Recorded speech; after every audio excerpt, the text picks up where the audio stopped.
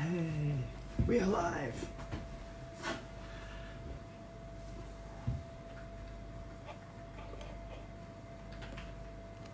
Alright, around 6 o'clock, we'll just give it a couple of minutes for some more people to come on in. Hello, Alex.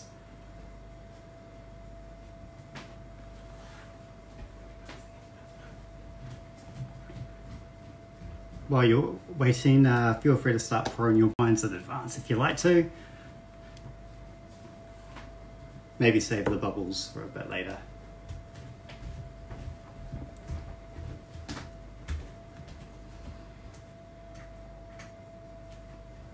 Right. Hello, Steph. Hello, Melissa. I'm going to keep shouting out to people if I can see their names. Awesome.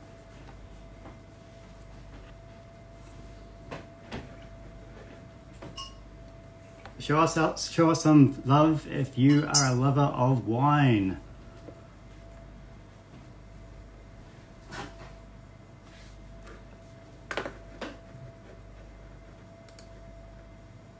Awesome, we got lots of us in. Well, good evening. Welcome to my bubble. Tonight I have picked out 3 wines that I feel should be on everyone's bucket list. A bucket list for your bubble, if you will.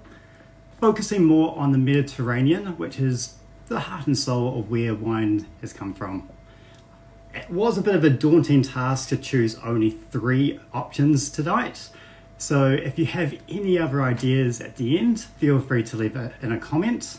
And of course, if you've got any questions as we go through, feel free to ask them. I'll try my best to read and answer as we go. But for now, our first wine, we are going to head to the northwestern region of Italy, to Piedmont. Now this is an area that is famous for its Barolo, based around the capital of Turin. But tonight we're going to go southeast to the province of Alessandria, where those rolling foothills of the Ligurian Alps protrude further inland, providing the beautiful sanctuary and the right conditions for the indigenous grape variety Cortese to grow near the commune of Gavi.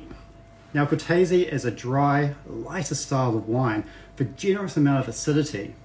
It does provide characteristics of lemon, green apple, a bit of seashells in there, and sometimes some honeydew and floral tones as well, which pairs really quite nicely with that local cuisine. Now, before we dive into the wine itself, just like to mention about the winery itself, La Raia. Now, these guys first purchased vineyards in this area in 2003, and this area is relatively unscathed by the urbanization around it. So it has this beautiful natural landscape that has inspired these guys to follow more biodynamic and organic wine practices.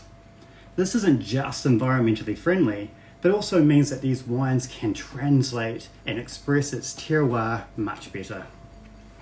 So with all that in mind, we'll start with the first glass. Beautiful, almost lemon green. It is a very youthful style of wine and delicate, as I mentioned earlier. Those aromatics, yes, the lime is there, but there's this beautiful concentration of honeydew and this almost white blossom coming through on the nose as well.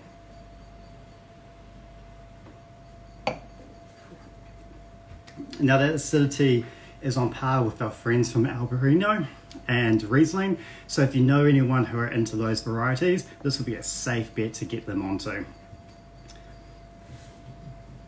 Now this wine is available to purchase at $24.99. If you grab a case of 6, which I guarantee you're going to need, it goes down to $22.99.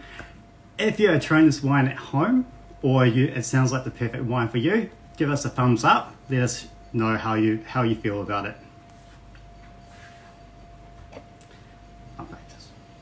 Give it a second sniff. I'll go back to it later.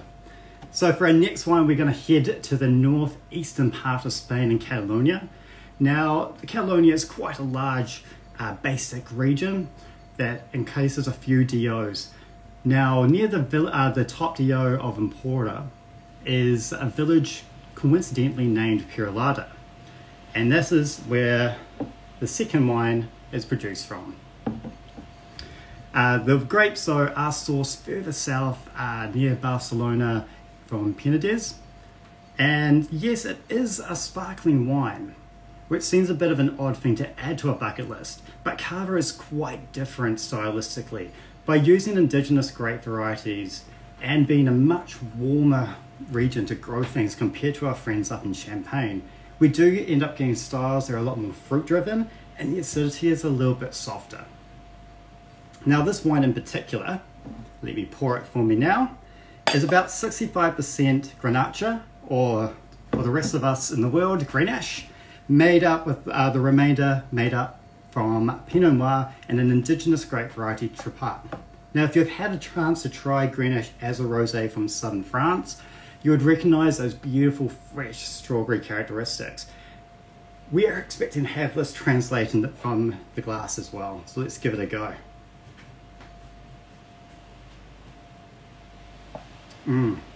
Now those beads, if you can't see it at home, beautifully consistent as we'd expect from the traditional method, but this hasn't spent as much time as a lot of our champagne friends do in the bottle, only about 12 months. And that's because these guys want to preserve that fresh fruity characteristics and not have it overwhelmed by the otherwise bready or yeasty characters that develop in things like the deliciousness of Charles Heidsieck.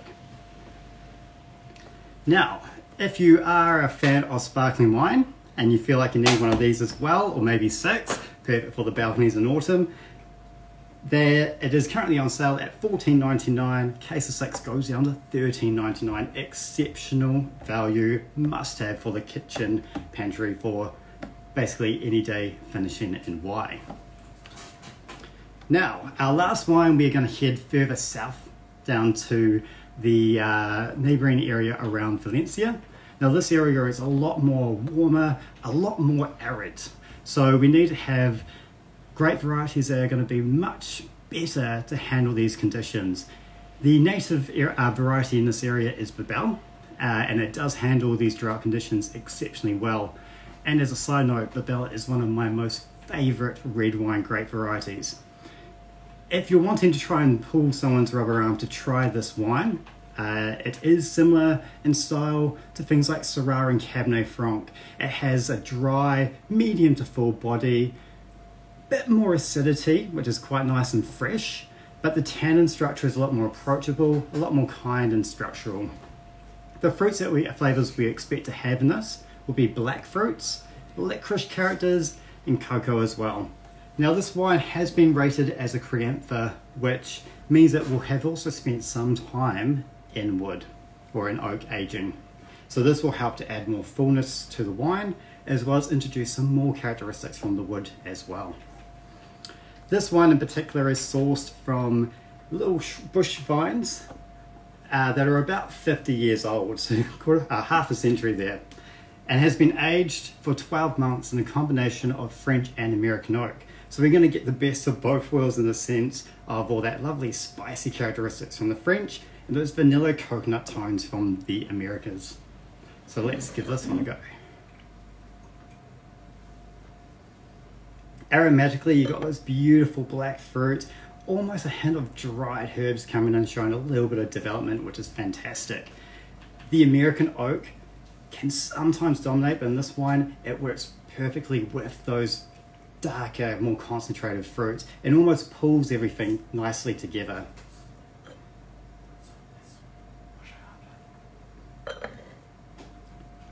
The tannins, as I mentioned, they're not as grippy, they're more structural, but they also provide a slight savoury character to it as well.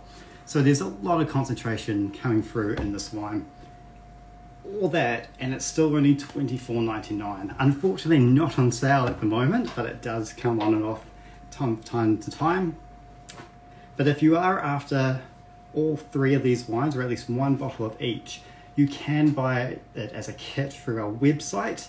It is called the Mediterranean Bucket List at $68. To find this page, you just go to our Glengarry homepage, and in the address bar /live tastings, or search live tastings, and it'll be at the bottom of that list. So if that sounds like you will be into either of those 2 wines as well, send us a thumbs up. I've got plenty here. In the meantime, I seem to have a large sum of leftover wine, so as wine is best enjoyed shared, I am going to share it with my fellow bubblettes. So cheers. Cheers. And thank you for joining us. See you next week.